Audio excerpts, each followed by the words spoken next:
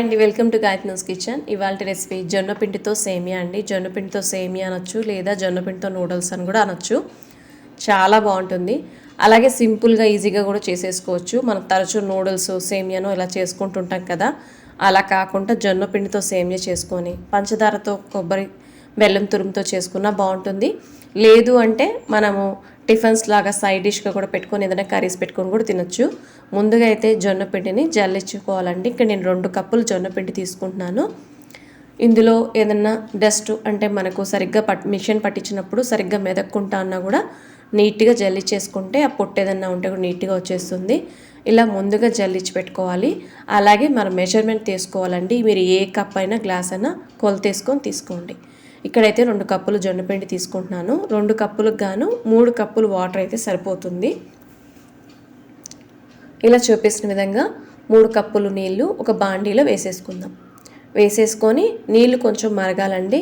అలా మరిగేటప్పుడే కొంచెము 1 tea spoon oil, అలాగే సాల్ట్ పిండికి తగినంత, మనకు రుచికి కొంచెమైనా సాల్ట్ ఉండాలి కాబట్టి ఒక చిన్న టీ స్పూన్తో 1/2 టీ స్పూన్ కన్నా ఎక్కువ వేసుకోకండి, చాలా తక్కువ వేసుకోండి.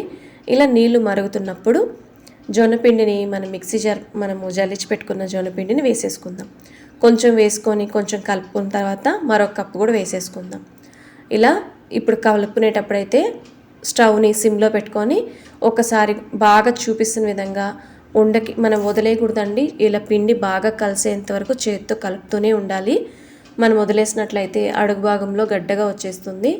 అందువల్ల ఇలా చూపిస్తున్న విధంగా పిండి మొత్తం వాటర్ పట్టేలాగా మనకు చపాతీ పిండి కలుపుతాం చూసారా, అలా గట్టిపడేంత వరకు బాగా మిక్స్ చేసుకుంటూ ఉండాలి.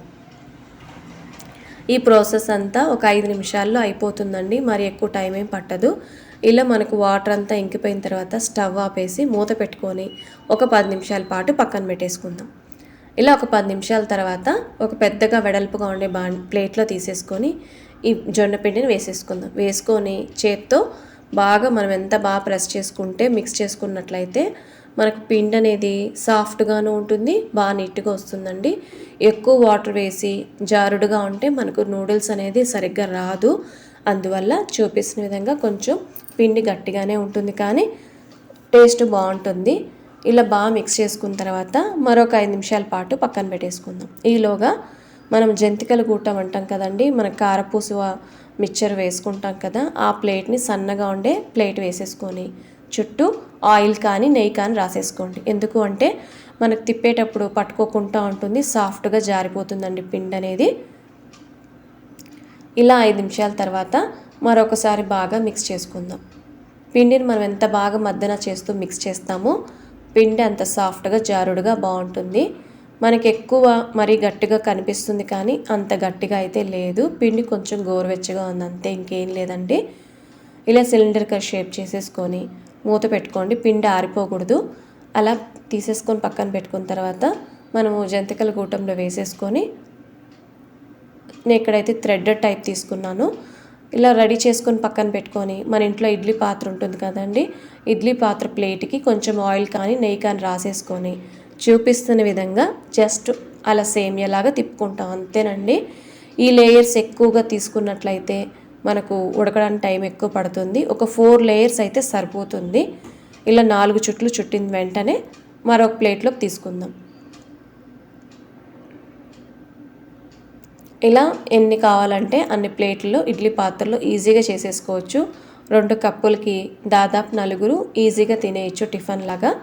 ఇలా రెడీ చేసుకుంది పక్కన పెట్టుకొని ఇడ్లీ పాత్రలో అడుగు భాగాన కొంచెం నీళ్ళు వేసుకొని మూత పెట్టుకొని మీడియం ఫ్లేమ్లో కొంచెం వేడెక్కేంత వరకు వెయిట్ చేద్దాం. ఇలా నీళ్ళు బాగా వేడెక్కిన తర్వాత మనము జొన్నపిండిని రెడీ చేసుకున్నాం కదా, సేమియాలాగా తిప్పుకున్నాం కదా, ఈ ఆవిరిలో పెట్టుకొని ఒక 5 నుంచి 8 నిమిషాల పాటు ఉడికితే సరిపోతుంది. మనకు ఉడికిందా లేదో ఎలా తెలుస్తుంది అంటారేమో, మనము ఉడికిపోయిన తర్వాత పైకి ఆవిరి బాగా కొడుతుందండి. అలాగే లైట్గా స్మెల్ కూడా వస్తుంటుంది, పిండి వాసన, ఉడికిన వాసన. ఇంకో టిప్ ఏంటంటే చేత్తో తీసుకొని అలా నలిపినట్లయితే ముద్దగా రావాలి. అలా వచ్చిందంటే ఉడికిపోయిందని అర్థం అండి. ఇప్పుడు స్టవ్ ఆపేసి మన ప్లేట్లోకి తీసుకొని పక్కన పెట్టేసుకుందాం. చాలా డెలికేట్గా ఉంటుంది కాబట్టి ఫోక్ స్పూన్తో అలా నీట్గా తీసేసుకొని వేడివేడిగా సర్వ్ చేసుకుంటే ఎంతో రుచికరంగా ఉండే జొన్నపిండి సేమియా లేదా జొన్నపిండితో నూడిల్స్ అన్న అనొచ్చు. ఎలా కావాలంటే అలా వేసుకోవచ్చు. పచ్చి కొబ్బరి తురుము, అలాగే కొంచెం పంచదార కానీ లేదు నాటు చక్కెర, బెల్లం తురుమైనా వేసుకోవచ్చు. ఇలా వేసేసుకొని సర్వ్ చేసుకుంటే చాలా టేస్టీగా ఉంటుంది. తప్పకుండా ఈవినింగ్ స్నాక్స్గా పిల్లలకి చేసి పెట్టండి. మీకు ఈ రెసిపీస్ అన్నీ నచ్చినట్లయితే లైక్ చేయండి, షేర్ చేయండి.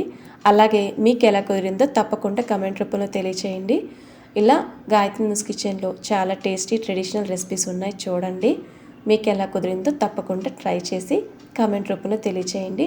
మరో ఇంట్రెస్టింగ్ టేస్టీ రెసిపీతో మళ్ళీ కలుద్దాం. Thanks for watching. బాయ్ అండి.